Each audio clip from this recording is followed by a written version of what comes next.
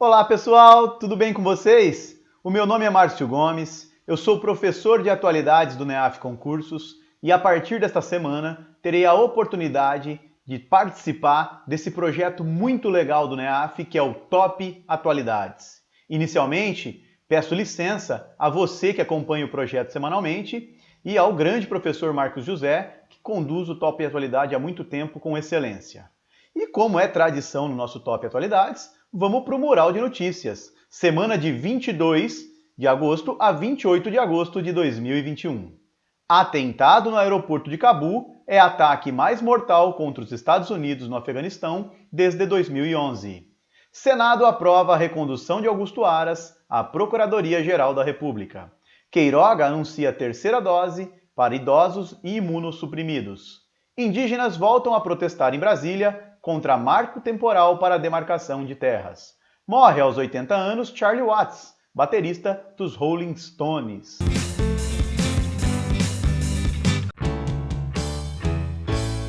A nossa notícia de destaque da semana é: atentado no aeroporto de Cabu é ataque mais mortal contra os Estados Unidos no Afeganistão desde 2011. Bom, Márcio, o que aconteceu no Afeganistão? Vamos falar um pouquinho sobre essa notícia. Então, na última semana, nós tivemos um atentado terrorista na capital do país, em Cabul, especificamente no aeroporto. Márcio, é importante eu conhecer o local do atentado? Sim, muitas questões de atualidades perguntam o local do fato. Então, o local do atentado, aeroporto de Cabul, no Afeganistão. Professor, tenho uma dúvida. Por que o aeroporto? Tem algum motivo especial para este atentado ter ocorrido no aeroporto? Sim. Vamos entender um pouco o contexto do Afeganistão. Nas últimas semanas, um grupo considerado terrorista por parte da comunidade internacional, o Talibã, começou a ganhar projeção territorial no país e tomou praticamente o controle. Então, hoje o Afeganistão está sob o controle do Talibã. Este processo começou a ocorrer assim que os Estados Unidos iniciaram a retirada de suas tropas. Foi realizado um acordo entre os Estados Unidos, que ocupam o Afeganistão desde 2001, e o Talibã, e com a retirada americana, o Talibã avançou. Muitas pessoas temem as práticas do Talibã. O Talibã é um grupo terrorista, um grupo islâmico radical. Então muitas pessoas tentam fugir do Afeganistão nesse momento. Então, afegãos procuram o aeroporto como o principal local de escoamento. Parte da comunidade internacional também deixa o país. Então, sendo o aeroporto o principal ponto de escoamento, e mais um detalhe, estando o aeroporto sob segurança americana, isso faz dele um local interessante para organizações terroristas promoverem os seus ataques. Daí o fato ter ocorrido no aeroporto. Márcio, quais as consequências desse atentado? Vamos lá. Mais de 180 pessoas morreram e ainda o número de vítimas pode aumentar. Mais de 200 pessoas feridas e tem um fato emblemático aí nas vítimas, que vira manchete de jornal e que pode pintar na sua prova de atualidades. Entre as pessoas mortas estão 13 americanos. Olha a nossa manchete. 13 americanos. A manchete destaca, é o ataque mais mortal contra os Estados Unidos desde 2011. Então, há muito tempo no Afeganistão, os americanos não sofriam um ataque tão intenso. Isso chamou atenção. Márcio, eu tenho uma dúvida. Este atentado foi realizado pelo Talibã? Não. Muito cuidado neste momento. Por quê? O Talibã está em evidência. De repente você está fazendo a prova e a questão pergunta: qual o órgão terrorista, o organismo terrorista responsável pelo atentado? Não foi o Talibã, foi o Estado Islâmico K. Márcio, o que é Estado Islâmico K? Muito bem, vamos lá. O Estado Islâmico é uma organização terrorista que teve aí o seu crescimento durante a Guerra da Síria. A ideia do Estado Islâmico é construir um califado entre a Síria e o Iraque. Então, ele quer criar um território lá, sob domínio islâmico, onde eles vão professar um islamismo radical, ok? E, baseado nesse Estado Islâmico inicial, vários braços do Estado Islâmico foram criados em outros pontos do mundo, inclusive na região entre o Afeganistão e o Paquistão. Esse braço do Estado Islâmico que está entre o Paquistão e o Afeganistão é chamado de Estado Islâmico K. O Estado Islâmico K não é amigo do Talibã, eles são rivais. O Estado Islâmico K, inclusive, criticou esse acordo de retirada dos americanos do território afegão. Então, o objetivo deste atentado do Estado Islâmico K é atingir civis, porque eles agem dessa forma para causar terror, para causar pânico, para gerar instabilidade, mas também atingir os americanos. O Estado Islâmico considera o Ocidente um inimigo. E os americanos aí estão na ponta, né? No primeiro lugar da lista entre os inimigos do Estado Islâmico. E aí só uma observação importante, como foi esse atentado? As últimas evidências demonstram que ele foi realizado por um homem-bomba e acompanhado de homens armados. Beleza? Fica de olho neste fato. Tem muito potencial para compor a sua prova de atualidades, inclusive você que vai prestar a prova do TJ. Beleza? Bom, o fato tem relação com o Estado Islâmico e com terrorismo. Deixo uma sugestão de leitura. Estado Islâmico. Como o grupo surgiu do caos de guerras para aterrorizar o mundo?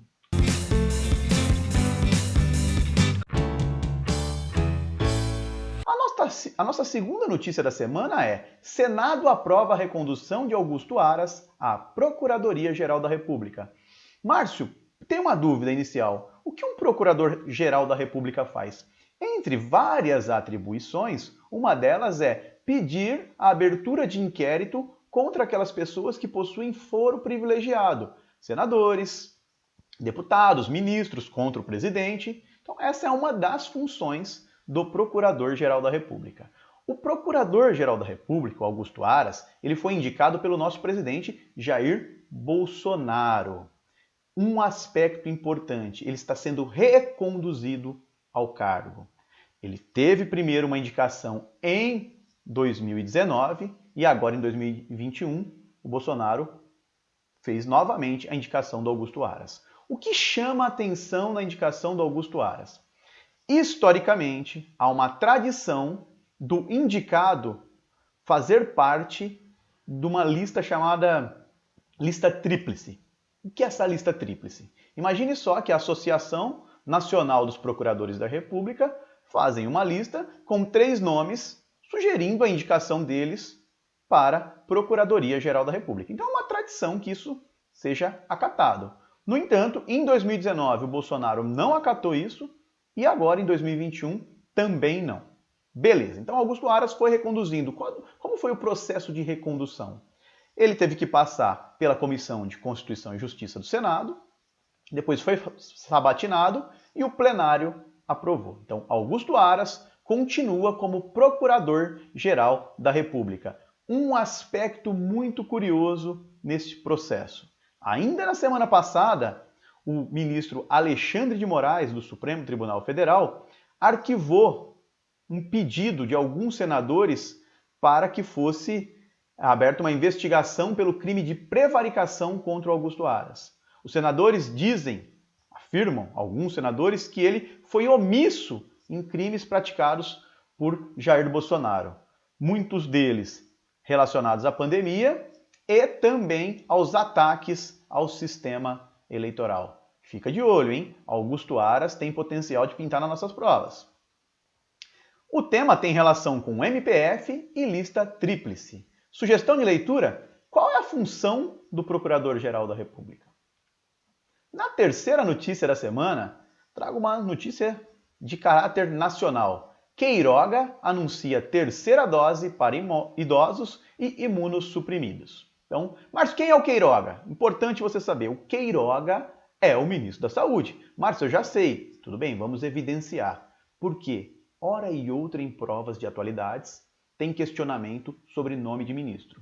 E como estamos em um ano de pandemia, Importante saber o nome do Marcelo Queiroga e que ele representa o Ministério da Saúde. Qual foi o anúncio realizado pelo Marcelo Queiroga? Ele anunciou que teremos a aplicação no Brasil da terceira dose da vacina. Márcio, para todo mundo? Não. Inicialmente, a terceira dose está prevista para idosos com mais de 70 anos e imunossuprimidos. Márcio tem uma dúvida. O que são imunossuprimidos? São pessoas com baixa resistência. Exemplo, pessoas que têm câncer, portadores do HIV, pessoas que foram transplantadas. Então, eles se enquadram nesse grupo de imunossuprimidos. A aplicação desta terceira dose ocorrerá a partir de 15 de setembro. Um aspecto importante em relação a essa terceira dose, o ministro evidenciou que, num primeiro momento, será utilizado o imunizante da Pfizer e não descartou também a utilização do imunizante AstraZeneca. Aí agora um momento um pouco técnico, né? Escutando os especialistas de saúde, eles fazem uma diferenciação entre terceira dose e reforço. O que eles entendem como terceira dose? Quando você toma 3 doses do mesmo imunizante. Então eles falam, você tomou a terceira dose. Quando você recebe uma terceira dose de um outro imunizante, eles costumam chamar de reforço. Então essa terceira dose anunciada pelo Marcelo Queiroga, em muitos casos será, na verdade, também um reforço. Beleza? Observação. Por que essa decisão da terceira dose? Por conta da variante Delta. Há um temor que os casos voltem a crescer. A variante Delta assusta parte do território nacional. Então, uma precaução. Beleza? O fato tem relação com Covid-19 e vacinação. Sugestão de leitura? Muito legal esse artigo. Se você tiver um tempinho, dá uma lida. Citando desigualdades, OMS se opõe à aplicação da terceira dose no momento. Quarta notícia da nossa semana: indígenas voltam a protestar em Brasília contra marco temporal para a demarcação de terras. Pessoal, na semana passada, os indígenas protestaram intensamente em Brasília. Qual o motivo? Qual o motivo do protesto? O marco temporal. Fica de olho nisso. Marco temporal. Márcio, mas o que é marco temporal? O seguinte, há uma luta histórica dos indígenas pela demarcação de terras. E esse processo se arrasta por anos e anos, é um processo lento. Agora, está aí uma discussão muito forte sobre se essas terras vão ser demarcadas ou não. O governo, garimpeiros, a área ruralista defende a seguinte tese, a tese do marco temporal, que para que uma área seja demarcada como reserva indígena, para que aquela área seja demarcada como território indígena, é preciso que seja comprovado que em 1988, na data da promulgação da República, aquela população já ocupava o território.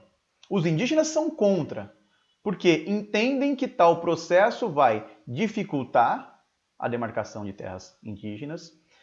Esse ônus da prova será muito complicado e ainda tem outros aspectos. Muito, desse grupo de indígenas teve que se deslocar em alguns períodos, foram expulsos, migraram forçadamente.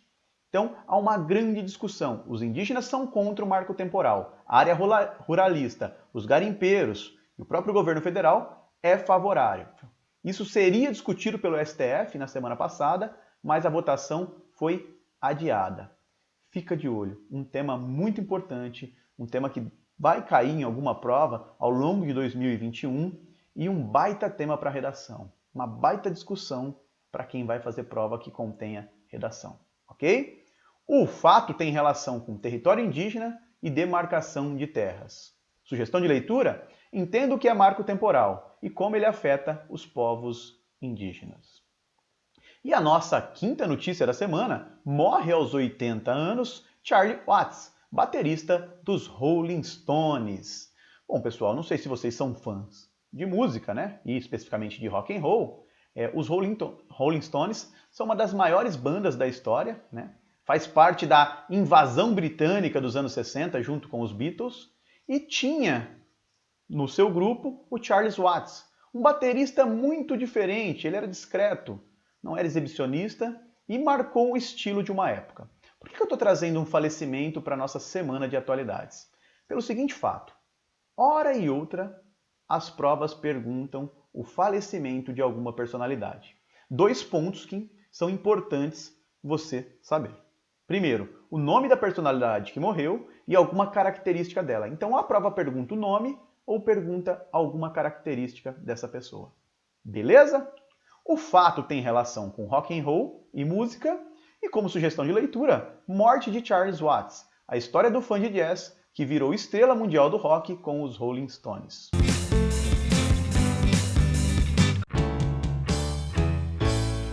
E agora, tradicional desafio da semana. Nesta semana, eu farei a correção do desafio proposto na última semana pelo professor Marcos José. Observe a imagem com atenção. Desde 2020, vários monumentos pelo mundo têm sofrido ataques de depredação. Na imagem acima, o ataque foi realizado nesse mês de agosto em um importante ponto turístico da Europa. Aponte a alternativa correta sobre esse fato. O que você assinalou? A, B, C, D ou E? A alternativa correta? Alternativa B. Então, um ponto turístico importante na freguesia de Belém, na cidade de Lisboa, tá? Um ponto importante turístico chamado de Padrão dos Descobrimentos, foi pichado, foi degradado. Tá? Padrão dos Descobrimentos é uma homenagem ao início da navegação portuguesa, né? Ao início do processo de colonização portuguesa. Tal obra foi vandalizada. A pichação tinha o seguinte dizer: velejando cegamente por dinheiro, a humanidade está se afogando em um mar de escarlate. Escarlate, cor de sangue, um mar de sangue. Este processo tem sido muito constante nos últimos anos em vários pontos do mundo. Algo que já exaltamos no passado, algumas figuras históricas que eram tratadas como heróis, passam agora por uma análise crítica nesses tempos contemporâneos. E nessa análise crítica, entende-se que parte deles não deveriam ser tratados como heróis. Então, vivenciamos aí uma revisão histórica desses heróis. Então, isso não aconteceu só em Portugal. Pessoal, nesta semana não colocarei um desafio. A partir da próxima semana, vamos trabalhar da seguinte forma: trago o desafio e já corrijo na aula. Beleza? Agradeço a companhia de vocês por hoje. Espero ter contribuído com essa preparação. Um abraço e até a nossa próxima aula. Galera, gostou do vídeo? Que bacana! Então clica aí, né? Dá uma curtida, faz um comentário se você puder e inscreva-se no nosso canal do YouTube. E deixa lá no sininho, ao clicar, você recebe as mensagens também de notificação. Visite o nosso site e conheça nossos cursos preparatórios para concursos públicos. Muito obrigado!